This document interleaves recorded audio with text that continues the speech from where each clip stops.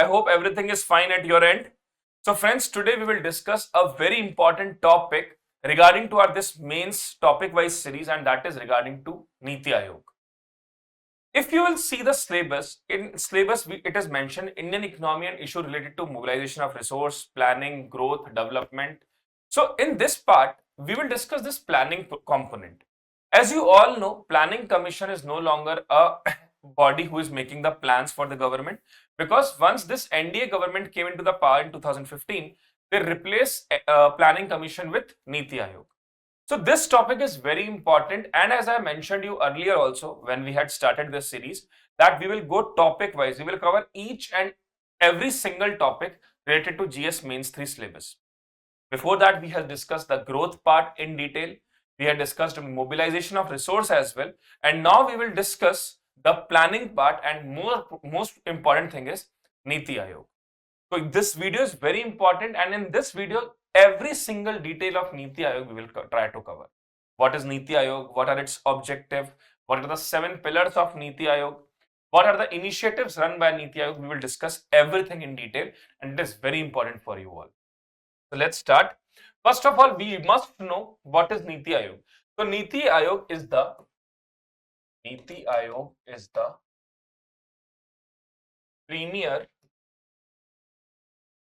premier policy think tank of Government of India. Government of India. Government of India. This is the brief intro. Then it play an important role. It play an important role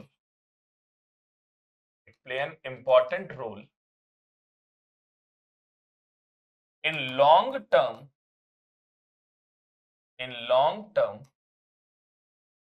policy making and program formulation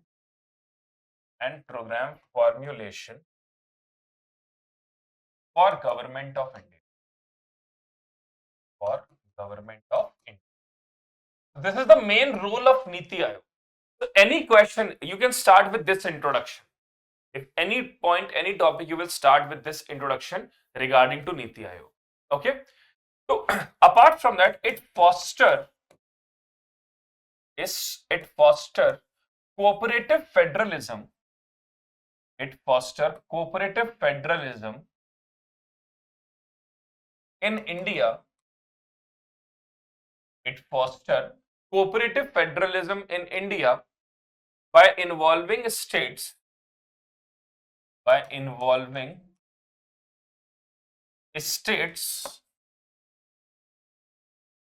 in making economic policy for long-term development.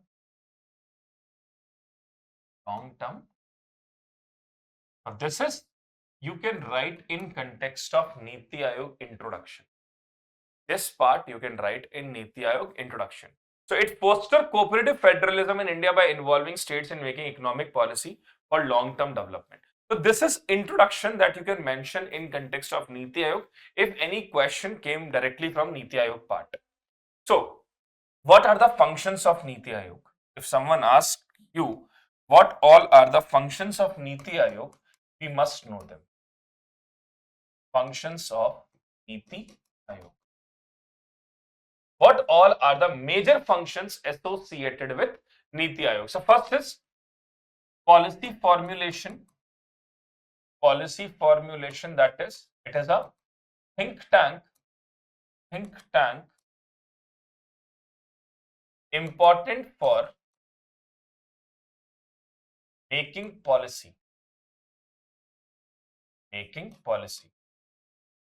Then the second part is cooperative federalism.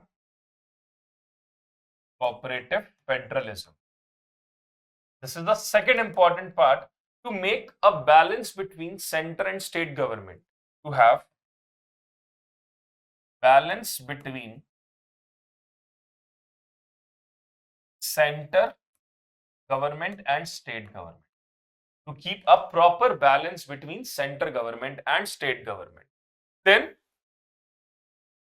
the third important point, which is very, very important in context of economy, is knowledge and innovation hub. It is a knowledge and innovation hub.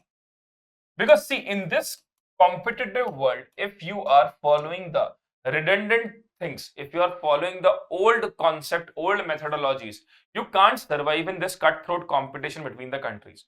So you need to have the proper knowledge and innovation in the decision making process in policy formulation objectives. So knowledge and innovation hub is very important in context of economic development. Then monitoring and evaluation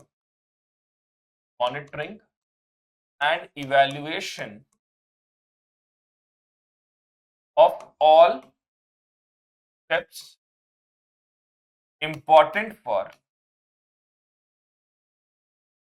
national development. Whatever is the decision they had taken, whatever the policy formulation, what all economic decision they had taken, they need to monitor and evaluate. And the friends, the major reasons why the planning commission is getting a mixed results earlier when they made the plans, that the monitoring and evaluation part is lacking over there. I'm not saying the planning commission hasn't done the exceptional job. Some of the plans and some of the work done by planning commission is super phenomenal. But there is a major problem regarding monitoring and evaluation. And Niti Ayog's best program is that they are focusing on this monitoring and evaluation. Whatever the steps they had taken, they continuously monitor it, they continuously evaluate it, and whenever they found any kind of shortcoming or deviation, they will try to correct it out. So these things I feel are very important in context of functions of Niti Ayog. And as a result of that, we had seen that the cooperative federalism between the states and center has enhanced a lot. So this is the functions of Niti Ayog. Now, might be a question simply asked about objectives of Niti Ayog. What are the objectives of Niti Ayog? What are the objectives of Niti Ayog? Now, this is again very important because the list of objective is very huge. So I had made the important points over that. Shared vision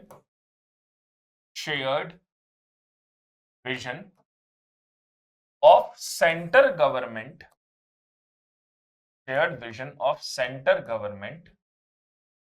and state government, for inclusive development. Inclusive development that means totalistic government. That means a growth which is pro-poor growth. A growth which is pro-poor growth. A growth which is shared growth.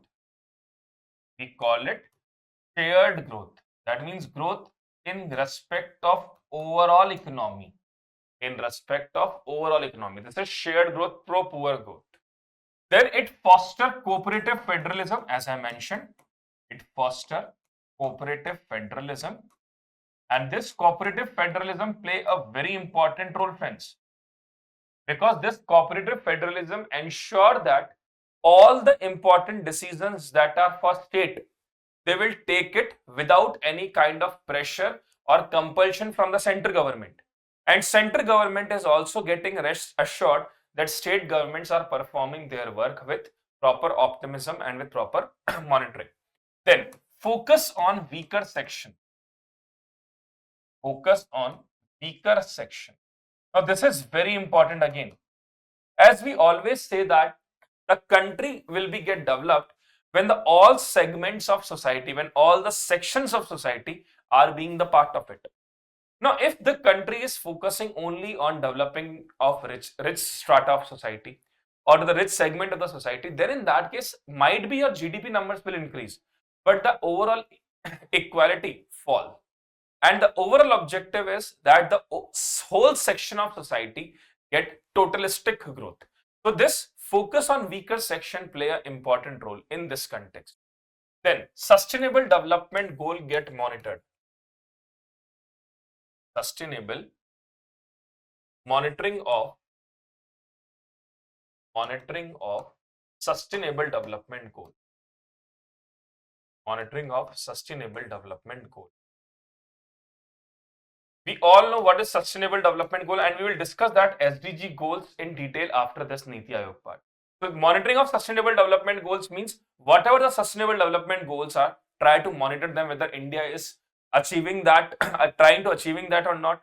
And the 4 parameters that we had decided from aspirant stage to achiever stage, what all we are focusing on it or not. So monitoring of sustainable development goal, long-term planning.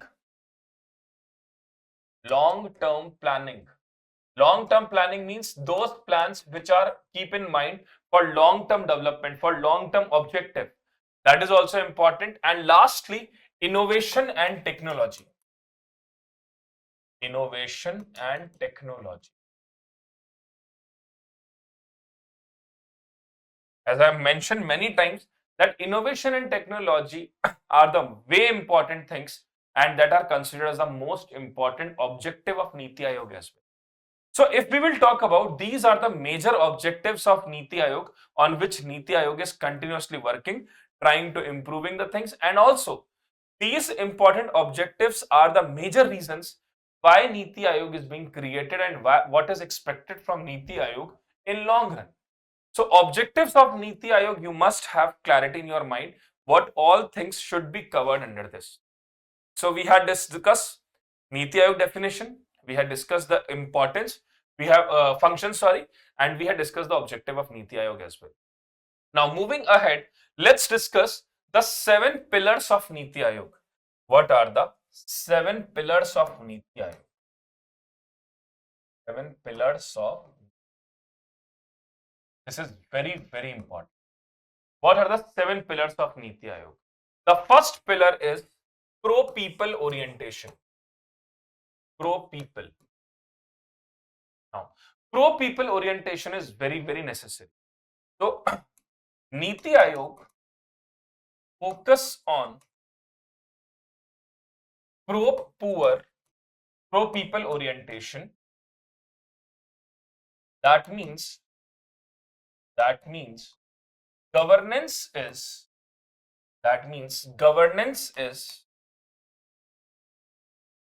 very important for maximizing economic welfare,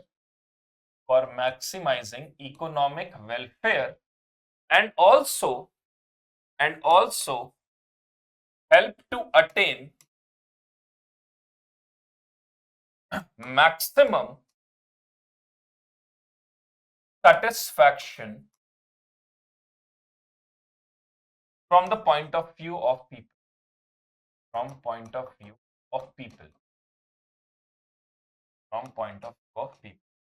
Now this is very important. Pro-people approach means that pro-people orientation means that whatever the decision, the governance mechanism should be made in such a manner that it should fulfill the expectation of the people.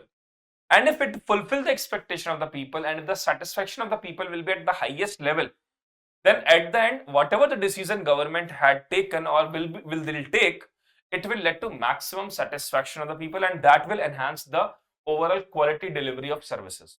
So pro-people is the first priority. Second is proactivity. Proactivity means that is timely intervention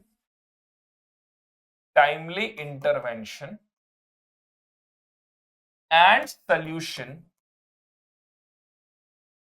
to the grievances of the people.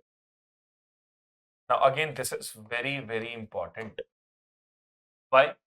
Because if suppose for what you are being chosen for, why the government is being chosen?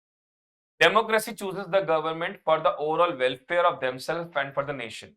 That is, democracy means for the people, to the people, by the people. Okay. Now, if I'm saying this, that proactivity, that means whatever is the grievances of the people, whatever they expect from the government, whatever is there at the end, a kind of expectation from the government, and if it is not fulfilled on timely basis, government doesn't intervene or find a solution, then there is no use of choosing a government, friends. So this is the reason this pro people and proactivity, they both play a very important role in economic prospects. Third is participation. Participation. Democracy in real sense is important when you involve people in the decision making process. Not in decision making process means that the people will not sit in parliament. Decision making processes, sometimes government itself asks the people like whether the services that we are offering to you, whether the decisions that we have taken, how much you feel comfortable, what improvement or suggestions you want to give, what kind of feedback you want to give. So in that case, the participation of people become very important. So people participation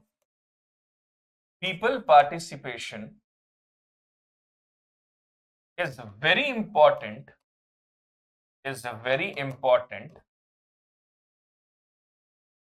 whenever any policy, or program, is designed for overall welfare, of masses. So at the end, when the government is doing surveys or when the government is asking the people, what is your take? How much satisfaction you feel? Whether your problem will get solved. So if the people are participating in that prospect, it will generate the better result, and government will focus on how to achieve better results and how to correct the mistakes that we had committed earlier. Then the fourth is empowerment. Fourth is empowerment.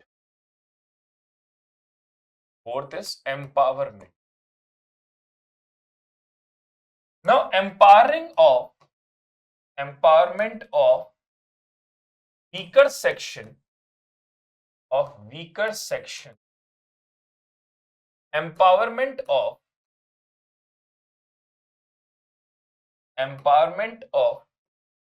women's, minorities will not only improve unity, but also involve all the above mentioned groups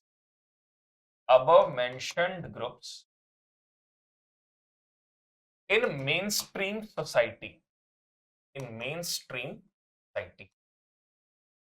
So if we will recognize the work of females, as LFPR says, labor force participation rate says, 300 minutes of a daily work performed by women of this country daily basis is getting unrecognized. That is in care economy or in non-economic activities. So if we will empower the women, if we will respect their work, if we will recognize their work, if we will empower minorities, if we include them in the mainstream society's function, then in that case, we cumulatively feel the power of unity and strength. So this is again, empowerment is very important in economic prospect. Then come inclusivity. That is the same. Inclusivity.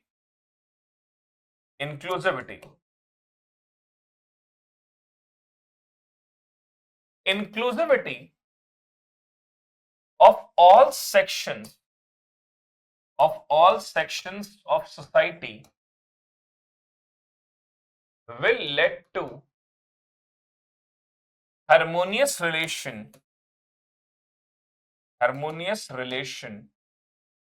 and also help our country to realize its full potential. Realize full potential.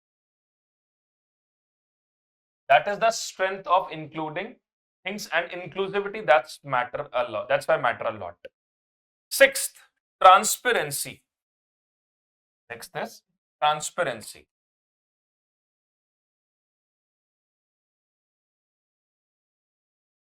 For long-term growth, for long-term growth and to achieve desired results,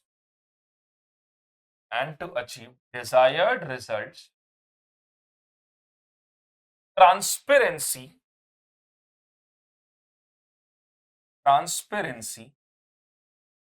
along with accountability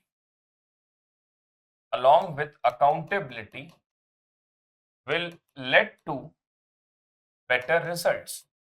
That means you must know for what work you are responsible for. And if you are not able to perform that work in a proper sense, you should be held liable for it.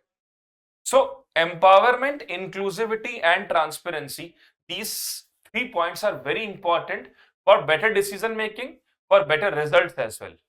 And the last one is equality. Equality, we all understand this concept, even mentioned in Indian Constitution.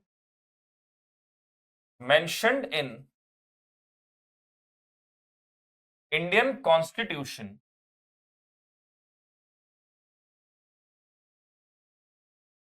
Article 14 to Article 18, equality is most important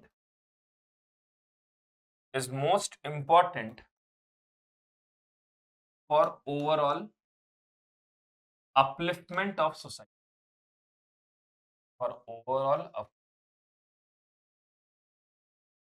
These are the 7 pillars of Niti Ayog. These are the 7 pillars of Niti on which the economy must focus on. Okay, so these are the 7 pillars of Niti Ayog. Now, someone may ask, sir, what is the difference between Planning Commission or Niti Ayog? Although it was an old question, although UPSC had asked that in pre-PYQs, but still, let's discuss on a very short basis what are the difference between Planning Commission and Niti Ayog. We are covering Niti Ayog in very much detail. I don't want to miss anything in that. That means this is a complete topic regarding to Niti Ayog. If any question will come, you can directly attempt this. So approach. What is the approach of Planning Commission? It is top down, top to bottom approach. Decision coming from topmost level and it will reach to bottom level. In Niti Ayog, it is bottom to top. Whatever is the scenario, whatever is the situation, it comes from bottom to top. Like what all are the grievances, what all are the decisions, what all the local level government feels, they will communicate it to the top.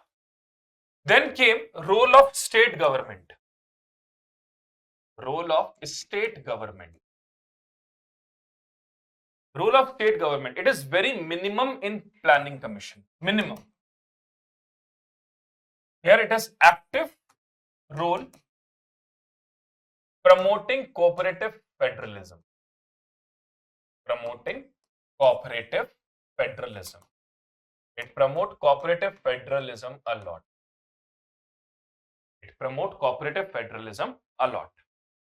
Third, policy imposed. Policy imposition. Whatever is the policy imposed, like whatever is the policy made by Planning Commission, it is directly imposed. Then it had authority to directly impose its policies. no authority. It will guide how to achieve desired results. Desired results. They will guide. Niti Ayog will guide how to achieve the desired results. Then fund allocation. Fund allocation. They had authority. They had authority to allocate fund. To allocate fund. They don't had any authority. No authority to allocate fund. No authority to allocate. They don't have any authority to allocate the funds. This is fund allocation. Then cooperative federalism. Cooperative federalism. Not a primary goal. Not a primary goal. This is not a primary goal. Most important aspect. Most important. This is the most important aspect of Niti Ayog. That is cooperative federalism. And last one is function. Function. Draft 5-year plan. They will make 5-year plan. Their role is policy formulation. Their role is policy formulation. Just you check it. These are the major functions of Planning Commission and Niti Ayog. These are the major functions of Planning Commission and Niti Ayog. So these points you must know, and these are very important, friends. These are very, very important for economic development. These are very important for economic prospect as well. I hope it is being clear to you. Okay. Now moving ahead, what are the key initiatives of Niti Ayog?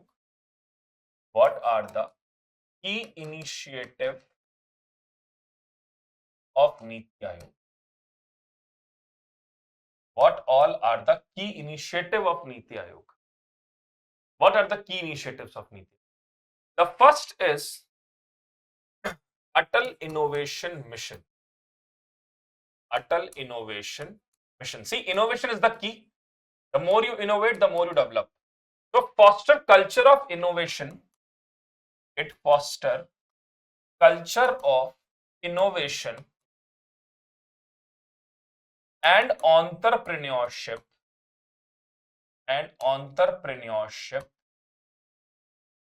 Foster culture of innovation and entrepreneurship by setting up Atal Tinkering Lab, Atal Tinkering Lab, Atal Incubation Center, Atal Incubation Center to train the people to innovate, to develop the spirit of innovation and cooperative federalism. Okay. Second, National Data and Analytics Platform. National Data and Analytics Platform. And Analytics Platform. National Data and Analytics Platform. Accessibility and utilization of data. Accessibility and utilization of data, where to promote data democratization. To promote data democratization. Data democratization. This is National Data and Analytics Platform. Then third is Aspirational District Program. Aspirational District Program. Now, what is this Aspirational District Program? to develop 112 districts. What is the objective? To transform 112 district with socio-economic development. With socio-economic development.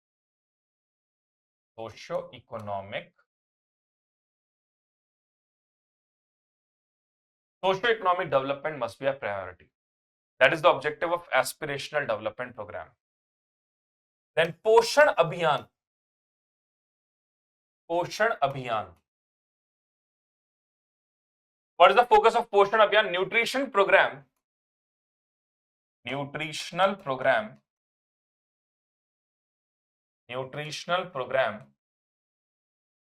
for women, mothers,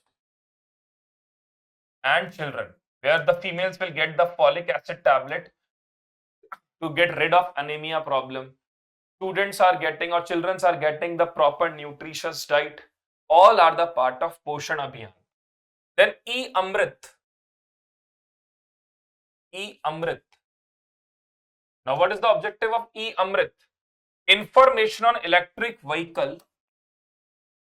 Information on electric vehicle.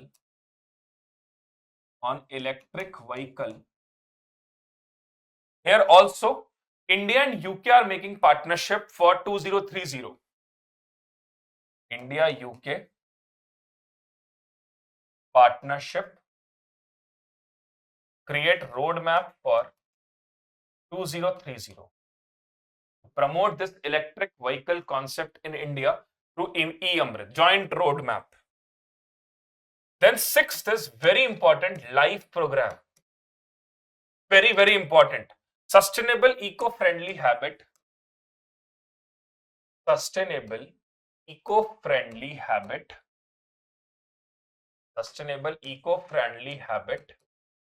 Develop the better lifestyle of the people. Sustainable eco-friendly habit. Leverage social network creation. Leverage social network creation.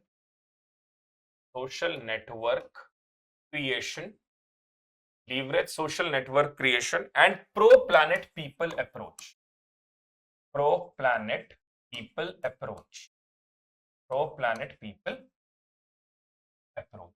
This is come under the life project. This all come under the life project. Seventh, that is Shunya initiative. Shunya initiative. What is the objective? EV deployment, electric vehicle deployment in the country. Deployment of electric vehicle in the country. That is the objective of Shunya initiative. Then Poshan Gyan.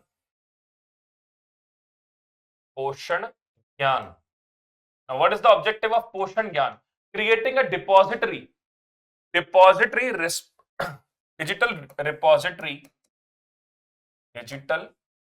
repository regarding to nutrition. Digital repository regarding to nutrition awareness by improving maternal and child health. Digital repository regarding to nutrition awareness by improving maternal and child health. This is Poshan Gyan. Then SDG India Index.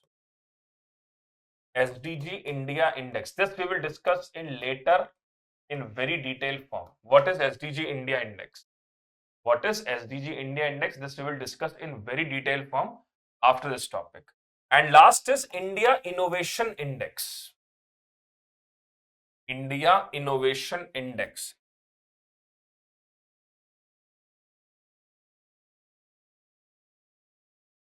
India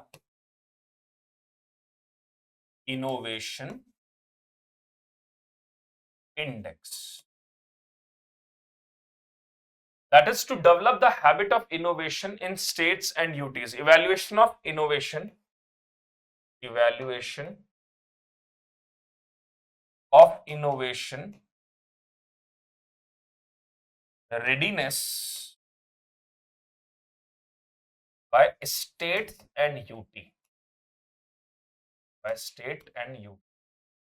So this is the objective. This is the core objective. These are the initiatives that were run by that are running by the Niti Ayog. I hope it has been clear. I'll explain you in one by one. Atal Innovation Mission focusing on innovation by setting up of Atal Tinkering Lab and Atal Incubation Center. National Data and Analytics Platform, where you can get the accessibility and utilization of data to promote data democratization so that data shall be shared with the people. Aspirational District Program to transform 112 districts with socio-economic development. Poshan Abhiyan, nutritional program for women, mother and children. Amrit, information on electric vehicle, India-UK partnership for roadmap 2030. Then Life Mission, sustainable eco-friendly habit with leveraging social network creation with the approach of pro-planet people. Shunya initiative, electric vehicle deployment in the country. Poshan Gyan, digital repository regarding to nutrition awareness by improving maternal and child health. SDG India Index, very important in context of India's overall development. India Innovation Index, evaluation of innovation readiness by state and UTs. So these are the 10 major initiatives taken by Niti Ayog. Now, the most important component is roadmap to $5 trillion economy. Roadmap to $5 trillion economy. What will be our roadmap to reach to $5 trillion economy? How we can reach to $5 trillion economy? So sustained high inclusive growth, and that is real growth of 7 to 8%. Real growth, real GDP growth, and that should be sustainable real GDP growth of 7 to 8% persistently, continuously. Then the second is increasing per capita income. Now, recently you all know that India became the 4th largest economy in context of GDP, nominal GDP. But our per capita income is still very poor, very low. And that is the major reason we are still considered as lower developing economy. We need to enhance this per capita income because the definition of World Bank with respect to developed nation, developing nation is gross national income per capita. And the per capita income of India is very, very low. So we need to enhance this per capita income. Third, boost investment. Now, investment need to be boosted with respect to whether it is public investment by the government by promoting capital expenditure, public investment through capital expenditure, through increasing capital expenditure, or promoting private investment. How private investment can be promoted? Private investment can be promoted by enhancing FDI. By enhancing FDI, foreign direct investment in the nation. This is investment, how we can increase. Then formalize digital economy. Formalize digital economy. For digitalization, we had done a superb work, especially in context of finance. That is digital financial initiatives, digital financial platforms, DPI, digital public investment. We are promoting all these things, but we need to formalize this digital economy. It's still majority of the population doesn't have the proper internet connectivity. The BharatNet program that we focused on developing 250,000 gram panchayats is still, it's a far-fetching target. So formalize this digital economy, DPI, digital public infrastructure, by promoting digital public infrastructure. and it is still missing. By promoting digital public infrastructure, we are lacking over here. And we need to enhance this DPI as well. Then strong manufacturing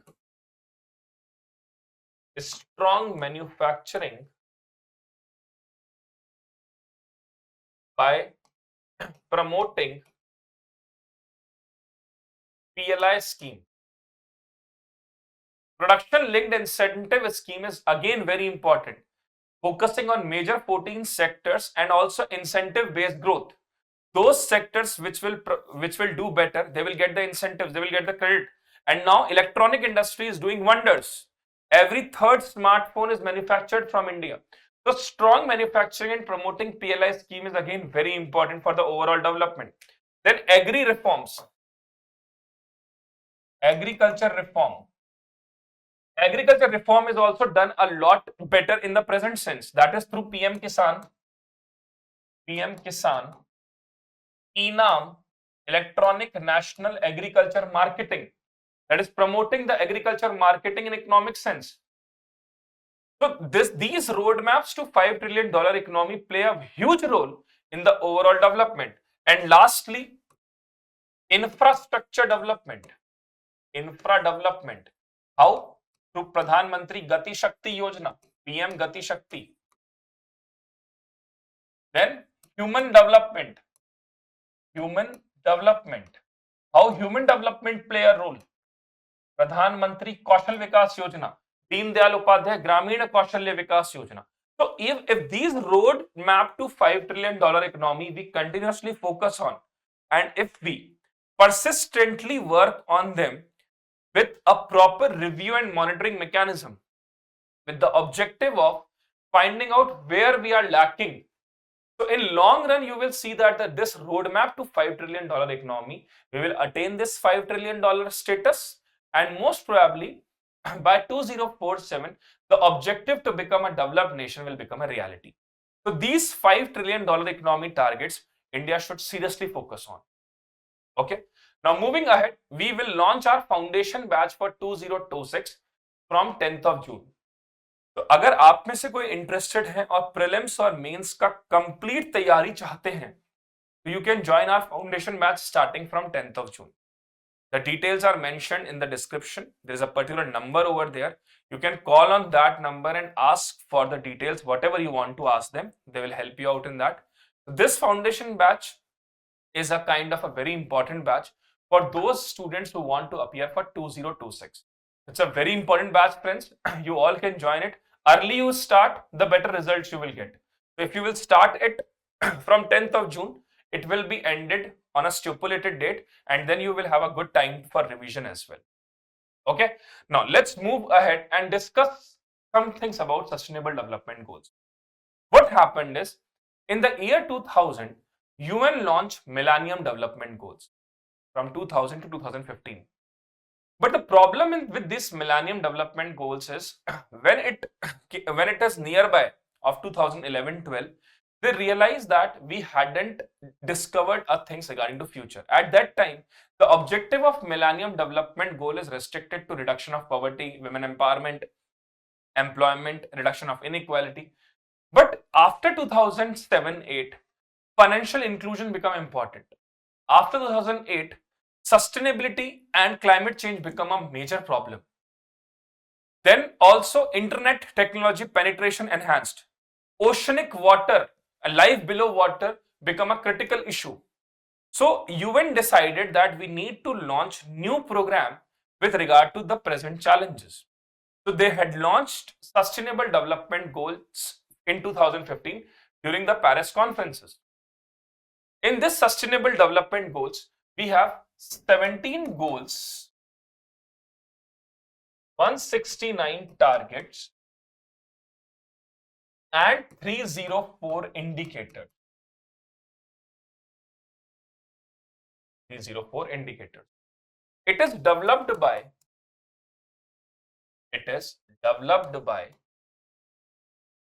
United Nations. It is developed by United Nations. Target is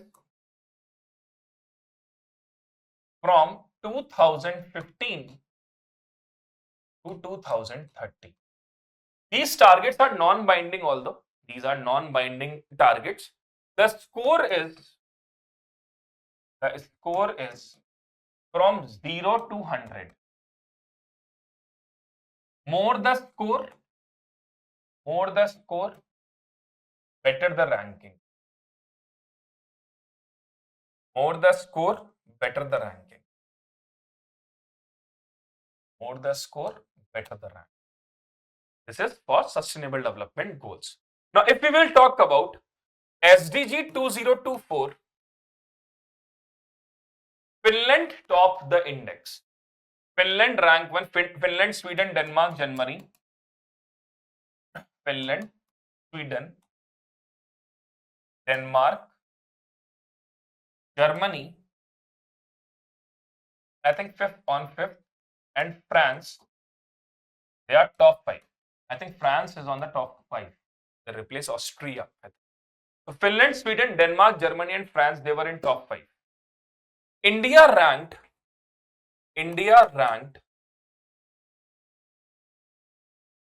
109. India ranked 109.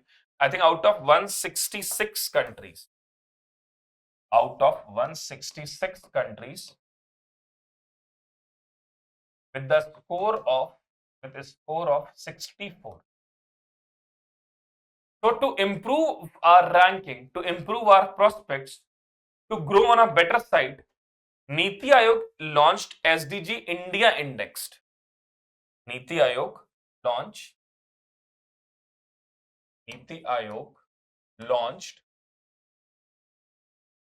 SDG India Index for the states and union territories of India. Niti Ayog launched SDG India Index. Now we have 4 categories here. Aspirant category. The score is from 0 to 49. Second, performer category. Performer category score is 50 to 64. Then front runner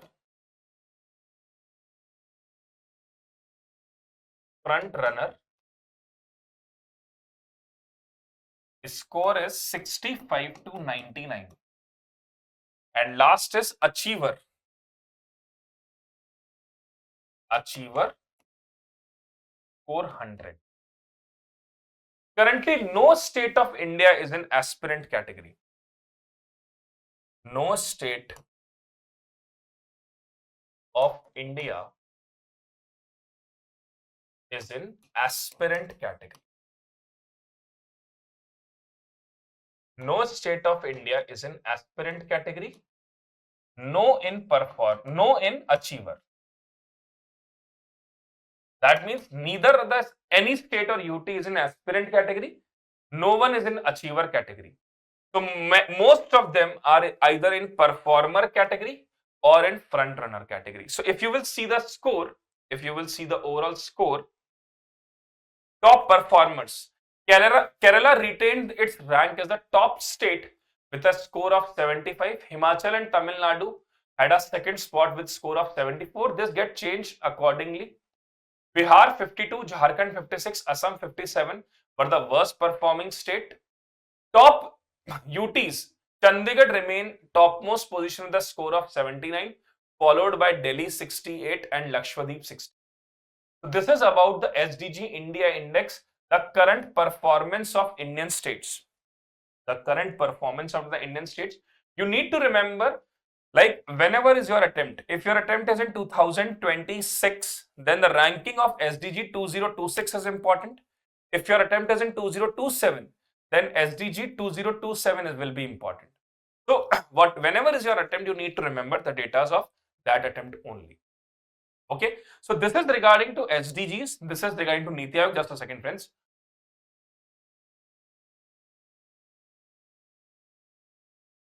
This is regarding to SDG. This is regarding to Niti Ayog. So friends, we are also starting our test series for 2025 attempt. Those students who want to give 2025 mains, they can join this test series. Total number of tests will be 13. Starting from 8th of June, you can register now. It is in online, offline mode both. If you want to appear for offline test center, you can go to Delhi, Patna and Prayagraj respective centers. You can call on this number 9319-293-730, or you can even find out at khanglobalstudies.com. These tests are very important if you want to appear for this year's mains, and you can practice them with the total number of tests, that is 13 tests. So also, if you want to do a proper answer writing, whenever your attempt is, if you want to do practice answer writing, this batch is for you. This is completely online starting from 2nd of June. Friends, the price is only 2,999. In this price of only 2,999, you get to know how to write the best answers. So I don't think that you should miss this opportunity. It is a very good opportunity to write the answers. The fees is only 2,999 and the batch is starting from 2nd of Jan. You can register now. The details are mentioned in the description. So this is all in today's regard. This is all in today's context of planning part. And now we will continue with the the topics like unemployment, poverty, and we'll move on according to that. You can also mention in the comment that, sir, please discuss these topics. And eventually when those topics will come, like land reform, food processing, agriculture, we will for sure discuss them. And also mention in the comment whether you like these classes or not, and also share it with your friends who want to study a lot for mains, and share it, like it, subscribe. Thank you so much. God bless you.